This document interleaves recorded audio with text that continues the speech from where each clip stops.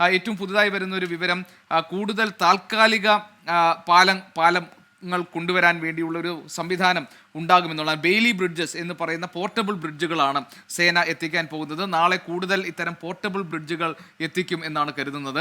മരണം ഇപ്പോൾ 120 എന്നാണ് നമുക്ക് ലഭിക്കുന്ന ഏറ്റവും ഒടുവിലത്തെ കണക്ക്. പക്ഷേ മരണസംഖ്യ ഇനിയും ഉയർന്നേക്കുമെന്ന ആശങ്കയുണ്ട്. പ്രത്യേകിച്ചും കഴിഞ്ഞ ഏതാണ്ട് 10-14 മണിക്കൂറോളം നമുക്ക് കണക്ട് ചെയ്യാൻ കഴിയാതിരുന്ന 2 പ്രദേശങ്ങളിൽ അവിടെ എത്ര പേർ കുടുങ്ങിക്കിടക്കുന്നുണ്ട് എന്ന കാര്യങ്ങളിൽ ഒന്നും കൃത്യമായ ഒരു കണക്ക് കിട്ടാതിരിക്കുന്ന സാഹചര്യത്തിൽ ഏതാണ്ട് നിലമ്പൂർ ഭാഗത്തേക്കൊക്കെ ഒഴുകി വന്ന ചാലിയാറിൽ ഈ മൃതദേഹങ്ങൾ ഒഴുകിപ്പോകുന്നത് ദൃക്സാക്ഷികൾ കണ്ട സാഹചര്യത്തിൽ കൂടുതൽ മരണസംഖ്യ ഇനിയും ഉയർന്നേക്കാനുള്ള സാഹചര്യമാണ് നിലനിൽക്കുന്നത്. ഏതായാലും രക്ഷാദൗത്യം പുരോഗമിക്കുന്നു എന്നത് മാത്രമാണ് നിലവിൽ ഇപ്പോൾ അവിടെ നിന്ന് വരുന്ന ആശ്വാസകരമായ വാർത്ത. അടിയന്തരമായ ചികിത്സ ആവശ്യമായ ആളുകൾക്ക് അതിനുള്ള സൗകര്യം ഒരുക്കുന്നുണ്ട്. മേപ്പാടിയിലെ പോളിടെക്നിക്കിൽ ഒരു താൽക്കാലിക ആശുപത്രി സജ്ജീകരിച്ചതായി ആരോഗ്യമന്ത്രി വീണ ജോർജ് അല്പം മുൻപ് അറിയിച്ചിട്ടുണ്ട്. അവർക്ക് അടിയന്തര സഹായം വേണ്ട ആളുകൾക്ക് അതിനുവേണ്ടിയുള്ള സൗകര്യം അവിടെ ഒരുക്കും. ഏതാണ്ട് 49 ദുരിതാശ്വാസ കേന്ദ്രങ്ങളാണ് തുടങ്ങിയിട്ടുള്ളത്. 45 ദുരിതാശ്വാസ ക്യാമ്പുകളാണ് വയനാട് തുറന്നിട്ടുള്ളത്. 3069 പേരെ ഈ ദുരിതാശ്വാസ ക്യാമ്പുകളിൽ മാറ്റിപ്പാർപ്പിച്ചിട്ടുണ്ട് എന്ന് മുഖ്യമന്ത്രി നേരത്തെ അറിയിച്ചിട്ടുണ്ട്. സംസ്ഥാനത്തൊട്ടാകെ 118 ദുരിതാശ്വാസ ക്യാമ്പുകൾ പ്രവർത്തിക്കുന്നു. 5531 പേരാണ് ഈ ദുരിതാശ്വാസ ക്യാമ്പുകളിൽ അഭയം തേടിയിരിക്കുന്നത്. അവർക്ക് ആവശ്യമായിട്ടുള്ള വസ്ത്രം, മരുന്ന്, ഭക്ഷണം ഇതൊക്കെ എത്തിക്കാൻ വേണ്ടിയുള്ള സൗകര്യങ്ങൾ ജില്ലാ ഭരണകൂടം ഒരുക്കിയിട്ടുമുണ്ട്. അടിയന്തര സേവനത്തിനായി ആരോഗ്യ പ്രവർത്തകരെ ഈ ദുരിത മേഖലയിലേക്ക് അയച്ചതായി ആരോഗ്യമന്ത്രി നേരത്തെ അറിയിച്ചിരുന്നു. അതുകൊണ്ട് തന്നെ ദീർഘകാല അവധിക്ക് അപേക്ഷ നൽകിയവർ ഒഴികെ ബാക്കി എല്ലാവരോടും അവധി ക്യാൻസൽ ചെയ്ത് ഈ ദുരന്ത മേഖലയിലേക്ക് തിരിക്കാൻ വേണ്ടി ആവശ്യപ്പെട്ടിട്ടുണ്ട്. കൂടുതൽ വാഹനങ്ങൾ, കൂടുതൽ ആളുകൾ അനാവശ്യമായി ഇവിടെ എത്തുന്നത് സ്വാഭാവികമായും രക്ഷാദൗത്യത്തിന് ഒരു തടസ്സമായിരിക്കും. അതുകൊണ്ട് അത് ഒഴിവാക്കണം എന്ന അഭ്യർത്ഥന ഈ ഘട്ടത്തിൽ വളരെ ഗൗരവത്തോടു കൂടി കാണേണ്ടതാണ്. ശരി, ഷഹദ് റഹ്മാൻ ചൂരൽമലയിൽ നിന്ന് വീണ്ടും ചേരുന്നുണ്ട്. ഷഹദ്, ഈ മുണ്ടക്കയിലുള്ള മുഴുവൻ ആളുകളെയും രക്ഷപ്പെടുത്തിയിരിക്കുന്നു. ഇനി മൃതദേഹങ്ങൾ മാത്രം ഇങ്ങോട്ടേക്ക് എത്തിച്ചാൽ മതി. അങ്ങനെയാണോ ഇപ്പോൾ ദൗത്യം പുരോഗമിക്കുന്നത്? കൂടാതെ നമുക്ക് ഈ രാവിലെ മുതൽ പിടിതരാതിരുന്നൊരു മേഖലയാണ് മുണ്ടക്കൈ. അവിടെ നിന്നാണ് ഇപ്പോൾ രക്ഷാപ്രവർത്തനം സജീവമായി നടക്കുന്നത്. പക്ഷേ ഇതുവരെ പിടിതരാത്ത മേഖലയായി ഒറ്റപ്പെട്ട് നിൽക്കുകയാണ് അട്ടമല.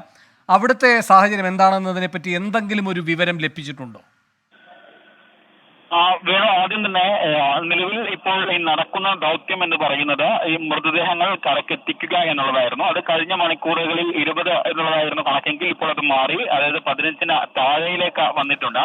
കാരണം ഒരു വാഹനത്തിൽ 2 മൃതദേഹങ്ങൾ എന്ന നിലയിലാണ് ഇങ്ങോട്ട് കൊണ്ടുവരുന്നത്. അപ്പോൾ ഇനി ഏകദേശം 15-ലധികം അല്ലെങ്കിൽ 15-ന് താഴെയുള്ള മൃതദേഹങ്ങൾ മാത്രമേ ഈ മറുകരയിലേക്ക് എത്തിക്കാനുള്ളൂ എന്നുള്ളതാണ് നമുക്ക് ഇപ്പോൾ ഈ ഫയർഫോഴ്സിൽ നിന്നും ലഭ്യമാകുന്ന വിവരം. നമുക്ക് ദൃശ്യങ്ങളിലൊക്കെ തന്നെ കാണാം. മുഴുവനും കേരള ഫയർഫോഴ്സിന്റെ ഉദ്യോഗസ്ഥരാണ് ഈ മൃതദേഹങ്ങൾ ഈ വാഹനങ്ങളിൽ നിന്ന് ഇറക്കി റോപ്പിൽ കെട്ടി മറുകരയിലേക്ക് എത്തിക്കുന്നത് എന്നത് നമുക്ക് ദൃശ്യങ്ങളിൽ കാണാൻ സാധിക്കും. പിന്നെ മറ്റൊരു പ്രധാനപ്പെട്ട കാര്യം, ഈ ചൂരൽമലയിൽ ഇന്ന് വൈകിട്ട് അല്ലെങ്കിൽ ഇന്ന് രാവിലെ മുതൽ തന്നെ അല്പം മുമ്പ് വേണുവൊക്കെ ഗോപിയൊക്കെ സൂചിപ്പിച്ചതുപോലെ തന്നെ ഈ തിരച്ചിൽ സമാനമായ രീതിയിൽ നടക്കുന്നുണ്ട്. കാരണം ഒരു ഭാഗത്ത് ഇത്തരത്തിൽ മൃതദേഹങ്ങൾ കണ്ടെത്തി അത് ആശുപത്രിയിലേക്ക് മാറ്റുകയും മറുഭാഗത്ത് ഇത്തരത്തിൽ ഈ റോപ്പ് ഉപയോഗിച്ചും അതുപോലെ തന്നെ ഈ താൽക്കാലികമായി നിർമ്മിച്ച പാലം വഴിയും ആളുകളെ ആശുപത്രിയിലേക്കും അതുപോലെ തന്നെ ദുരിതാശ്വാസ ക്യാമ്പുകളിലേക്ക് മാറ്റുമ്പോഴും മറുഭാഗത്ത് JCB ഉപയോഗിച്ച് അതുപോലെ തന്നെ പ്രാദേശിക രക്ഷാപ്രവർത്തകരുടെ നേതൃത്വത്തിൽ ഈ പല വീടുകളിലും വലിയ രീതിയിൽ ചളി അതുപോലെ തന്നെ മണ്ണ് ഒക്കെ അടിഞ്ഞുകൂടിയിട്ടുണ്ട്. അപ്പം ഈ മേഖലയിലൊക്കെ സമാനമായ രീതിയിൽ തിരച്ചിൽ നടക്കുന്നുണ്ട്. JCB ഉപയോഗിച്ച് പലയിടങ്ങളിലും നല്ല രീതിയിൽ ആഴത്തിൽ കുഴിച്ച് പരിശോധനകൾ നടത്തുന്നുണ്ട്, പ്രത്യേകിച്ച് ഈ വീടൊക്കെ സ്ഥിതി ചെയ്യുന്ന ഭാഗങ്ങളിൽ. അതുപോലെ തന്നെ പരമാവധി ഈ രക്ഷാപ്രവർത്തകർക്ക് പ്രത്യേകിച്ച് ഫയർഫോഴ്സിനും അതുപോലെ തന്നെ ഈ NDRF സംഘത്തിനും അകത്ത് കയറി ചെന്ന് പരിശോധന നടത്താൻ പറ്റുമെങ്കിൽ അത്തരം വീടുകൾക്കുള്ളിലും അതുപോലെ തന്നെ ഈ മണ്ണ് കൂന അല്ലെങ്കിൽ ഈ പാറക്കെട്ടുകളൊക്കെ അടിഞ്ഞുകൂടി കിടക്കുന്ന മേഖലകളിൽ തിരച്ചിൽ നടത്താൻ പറ്റുന്ന ഇടങ്ങളിലൊക്കെ തന്നെ തിരച്ചിൽ നടത്തുന്നുണ്ട്. ഇന്നും അത്തരത്തിലുള്ള പരിശോധനകളൊക്കെ തന്നെ പുരോഗമിച്ചിട്ടുണ്ടായിരുന്നു. പക്ഷേ ഏറ്റവും കൂടുതൽ പ്രാധാന്യം അല്ലെങ്കിൽ ഏറ്റവും പ്രഥമ പരിഗണന നൽകിയിട്ടുണ്ടായിരുന്നത് പ്രധാനമായിട്ടും ഈ മറുകരയിൽ, അതായത് യാതൊരു പരിക്കുകളും കൂടാതെ അല്ലെങ്കിൽ ചെറിയ രീതിയെങ്കിലും പരിക്കുകൾ കൂടി വീടുകളിലും അതുപോലെ തന്നെ വിവിധ ഇടങ്ങളിലും കഴിയുന്ന ആളുകളെ സുരക്ഷിത സ്ഥാനങ്ങളിലേക്ക് മാറ്റുക എന്നതായിരുന്നു പ്രഥമ പരിഗണന. അപ്പോൾ അവരെ മുഴുവനായിട്ടും സുരക്ഷിത സ്ഥാനങ്ങളിലേക്ക് മാറ്റുകയും ആശുപത്രിയിലേക്ക് മാറ്റുകയും ചെയ്ത പശ്ചാത്തലത്തിൽ പശ്ചാത്തലത്തിൽ ഇനി പ്രധാനമായിട്ടുള്ള തിരച്ചിൽ എന്ന് പറയുന്നത് ഇത്തരത്തിൽ ഏതെങ്കിലും സ്ഥലങ്ങളിൽ അകപ്പെട്ടു പോയിട്ടുണ്ടെങ്കിൽ അവർക്ക് വേണ്ടിയിട്ടുള്ള തിരച്ചിലാണ്.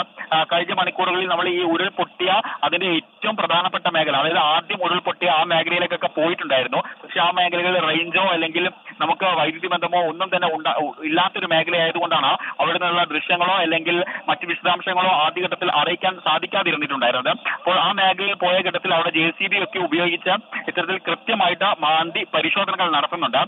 കാറ്, അതുപോലെ തന്നെ ലോറി, ചെറിയ ജീപ്പുകളൊക്കെ തന്നെ വീടുകൾക്കുള്ളിലേക്ക് കയറിപ്പോയ കാഴ്ചകൾ നമുക്ക് ആ മേഖലയിൽ നിന്ന് കാണാൻ സാധിച്ചിട്ടുണ്ട്. അതുപോലെ തന്നെ മാൻ, അതായത് കാട്ടിൽ സ്ഥിരമായി കണ്ടുവരുന്ന മൃഗങ്ങളെയൊക്കെ ചത്ത നിലയിൽ പല മേഖലകളിൽ നമുക്ക് കാണാൻ സാധിച്ചു. മാനൊക്കെ പലയിടങ്ങളിൽ ചത്തി കിടക്കുന്നത് നമുക്ക് കാണാൻ സാധിച്ചിട്ടുണ്ടായിരുന്നു. അപ്പോൾ അത്തരം ദൃശ്യങ്ങളൊക്കെ തന്നെ ഈ ദുരന്ത ഭൂമിയിൽ നിന്ന് നമുക്ക് കാണാൻ സാധിക്കുന്നുണ്ട്. എന്നാൽ അതേ സമയത്ത് നിലവിൽ മുണ്ടക്കയത്തുള്ള മുഴുവൻ ആളുകളെയും ഇപ്പോൾ സുരക്ഷിത സ്ഥാനങ്ങളിലേക്ക് മാറ്റി എന്നുള്ളതാണ് നമുക്ക് ലഭ്യമാകുന്ന വിവരം. കാരണം അങ്ങനെയാണ് നമ്മൾ ഫയർഫോഴ്സ് ഉദ്യോഗസ്ഥരുമായി സംസാരിക്കുമ്പോൾ അവർ പറയുന്നത്. കാരണം അവിടെ ജനവാസ മേഖലയിൽ അല്ലെങ്കിൽ ആ മേഖലയിൽ ഇത്തരത്തിൽ ജീവനോടെയുള്ള മുഴുവൻ ആളുകളെയും സുരക്ഷിത സ്ഥാനങ്ങളിലേക്ക് മാറ്റിയിട്ടുണ്ട് എന്നുള്ളതാണ് ഫയർഫോഴ്സ് നമ്മളെ അറിയിച്ചിട്ടുണ്ടായിരുന്നത്. കഴിഞ്ഞ മണിക്കൂറുകൾ പ്രധാനമായിട്ടും ഒരു പ്രതിസന്ധി ഉണ്ടായിരുന്നത് ഈ മറുകരയിലേക്ക് പോകാനുള്ള ഒരു പ്രതിസന്ധിയായിരുന്നു. കാരണം ഒരേ സമയത്ത് ആളുകളെ ഇവിടെ എത്തിക്കുകയും അതുപോലെ തന്നെ ഇവിടുന്ന് കൂടുതൽ ഉദ്യോഗസ്ഥർക്ക്, പ്രത്യേകിച്ച് ഈ സേനാ അംഗങ്ങൾക്ക് മറുകരയിലേക്ക് പോകാനും അതുപോലെ പ്രാദേശിക രക്ഷാപ്രവർത്തകർക്ക് പോകാനും ഒക്കെ വലിയ പ്രതിസന്ധി അനുഭവിച്ചിട്ടുണ്ടായിരുന്നു. എന്നാൽ വൈകുന്നേരത്തോടു കൂടി ഏകദേശം 4-5 മണിയോടുകൂടി ആ പ്രശ്നത്തിന് പരിഹാരം കണ്ടെത്തി താൽക്കാലിക പാലം നിർമ്മിച്ചു. അതുപോലെ തന്നെ അടിയന്തര വൈദ്യസഹായം വേണ്ട ആളുകളെ ഹെലികോപ്റ്ററുകളിൽ ആശുപത്രികളിലേക്ക് മാറ്റുകയും ഒക്കെ തന്നെ ചെയ്തു. അതുകൊണ്ട് നിലവിൽ ഇപ്പോൾ കാര്യങ്ങളൊക്കെ തന്നെ ഈ സേനാംഗങ്ങളുടെ, പ്രത്യേകിച്ച് ഫയർഫോഴ്സിന്റെയും അതുപോലെ തന്നെ NDRFന്റെയും അതുപോലെ തന്നെ നമ്മുടെ മിലിറ്ററിയുടെയും ഒക്കെ തന്നെ കൺട്രോളിലാണ് കാര്യങ്ങൾ നിൽക്കുന്നത്. ഇനി കാലാവസ്ഥ കൂടി അനുകൂലമായാൽ മതി. ഇപ്പോഴും ഷഹദ് റഹ്മാൻ തുടരുക. ഇപ്പോൾ വൈദ്യുതി കെ കൃഷ്ണൻകുട്ടി ടെലിഫോൺ ലൈനിലുണ്ട്. ശ്രീ കെ കൃഷ്ണൻകുട്ടി, താങ്കൾക്ക് ഈ വയനാട്ടിൽ നിന്ന് നടക്കുന്ന രക്ഷാദൌത്യവുമായി ബന്ധപ്പെട്ട് നൽകാൻ കഴിയുന്ന ഏറ്റവും ഒടുവിലത്തെ വിവരങ്ങൾ എന്തൊക്കെയാണ്? ഇല്ല, അപ്പൊ നാളെ 9:30 അതിനെക്കുറിച്ച് മിനിസ്റ്റർ പറഞ്ഞോളൂ, കേൾക്കാം.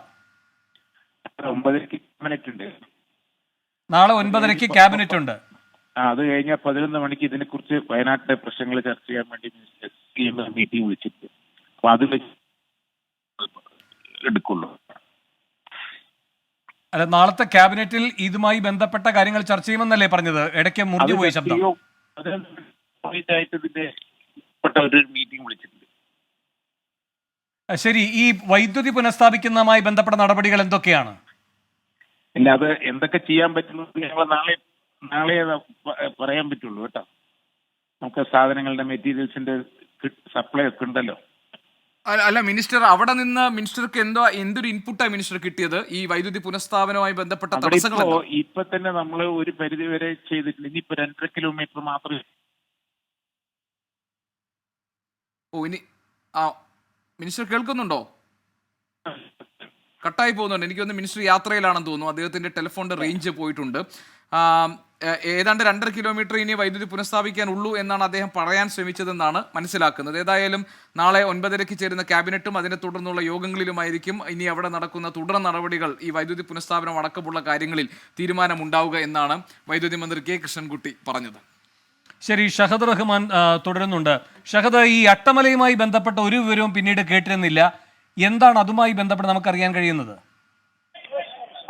നിലവിൽ നമുക്ക് ലഭ്യമാക്കുന്ന വിവരം അനുസരിച്ച് അവിടെ ഇപ്പോൾ അങ്ങനെ, അതായത് കാര്യമായിട്ട് ഈ ജീവനോടെയുള്ള ആളുകൾ അല്ലെങ്കിൽ യാതൊരു പരിക്കുകളോ ഒന്നും പറ്റാത്ത ആളുകളൊന്നും തന്നെ ഇല്ല എന്നുള്ളതാണ് നിലവിൽ നമുക്ക് ലഭ്യമാകുന്ന വിവരം. കാരണം അവരെ എല്ലാവരും തന്നെ സുരക്ഷിത ഇടങ്ങളിലേക്ക് മാറ്റിയിട്ടുണ്ട് എന്നുള്ളതാണ്. കാരണം പരിമിതികൾക്കുള്ളിൽ നിന്നുകൊണ്ട് തന്നെ പരമാവധി ഈ ജീപ്പുകൾ ഉപയോഗിച്ച് അവിടെ ഉണ്ടായിരുന്ന ആളുകളെ ഒക്കെ തന്നെ ഈ ദുരന്തം നടക്കുന്ന അല്ലെങ്കിൽ ഈ ദൗത്യം നടക്കുന്ന, അതായത് ദുരന്തത്തോട് ചേർന്ന് ഈ ദൗത്യം നടക്കുന്ന മേഖലയിലേക്ക് എത്തിച്ചിട്ടുണ്ടായിരുന്നു.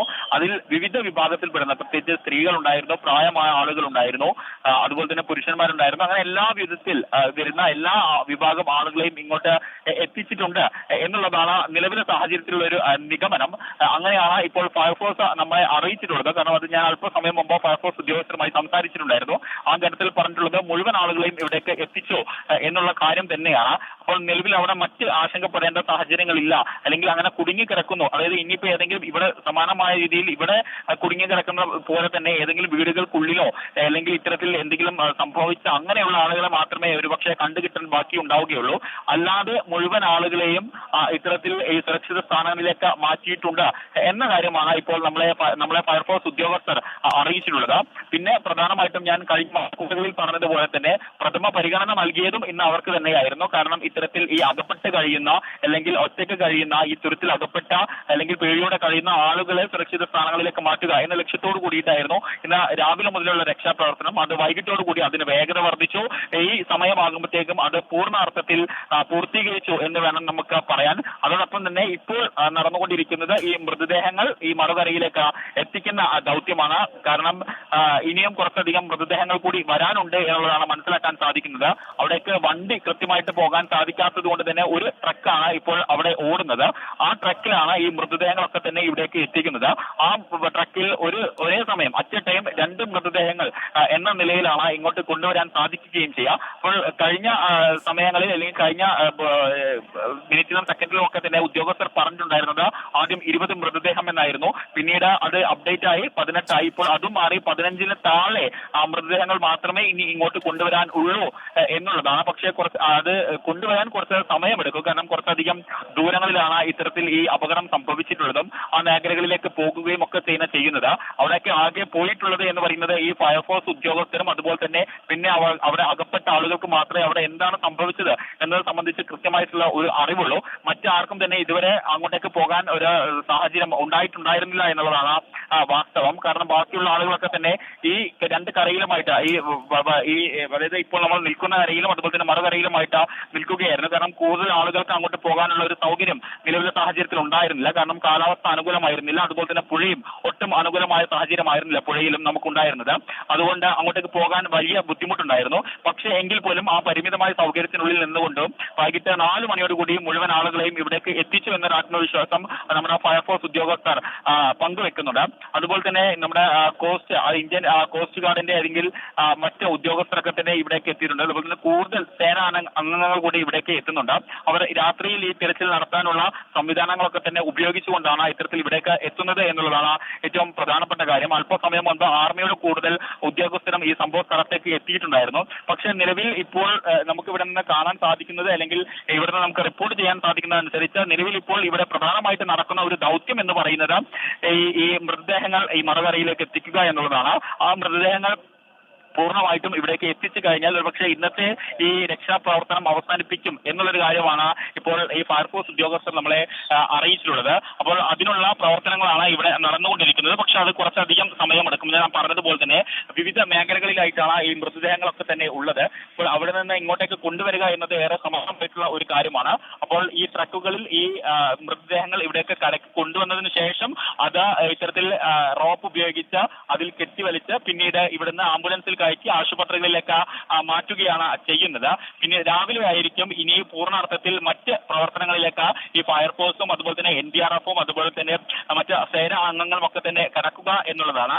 കാരണം ഈ ഇവിടെ ഒരു സ്കൂളുണ്ട്. ഈ നമ്മളെല്ലാവരും നിൽക്കുന്നതിന് തൊട്ടടുത്തായിട്ട് ഒരു സ്കൂളുണ്ട്. ആ സ്കൂളിന് കാര്യമായിട്ട് യാതൊരുവിധ പരിക്കുകളും അല്ലെങ്കിൽ യാതൊരുവിധ കേടുപാടുകളും സംഭവിച്ചിട്ടില്ല.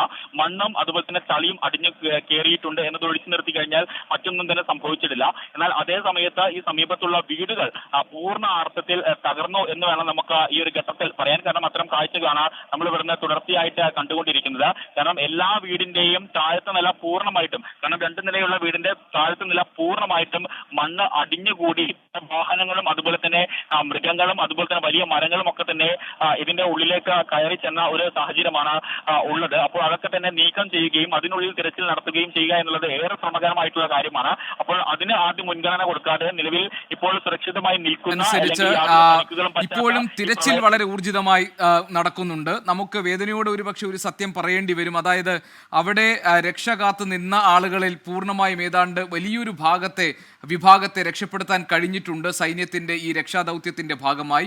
ഇനി ഒരുപക്ഷെ അവിടെ നിന്ന് കണ്ടുകിട്ടാനുള്ളത് അത് മൃതദേഹങ്ങളാകാം എന്നതാണ് നമ്മുടെ ആശങ്ക ഉയർത്തുന്ന ഒരു കാര്യം. കാരണം ഇതിൽ കൂടുതൽ കേസുകളും മിസ്സിംഗ് കേസുകൾ, കാണാതായി ആയവരുടെ കേസുകളാണ് കൂടുതലായിട്ടുള്ളത്. ഇപ്പോൾ കിട്ടിയ മൃതദേഹങ്ങളുടെ കണക്ക് 120 മാറുന്നു. അത് ഇനിയും ഏറെ മരണസംഖ്യ ഉയരാനുള്ള സാധ്യത നിലനിൽക്കുന്നുണ്ടെന്നതാണ്.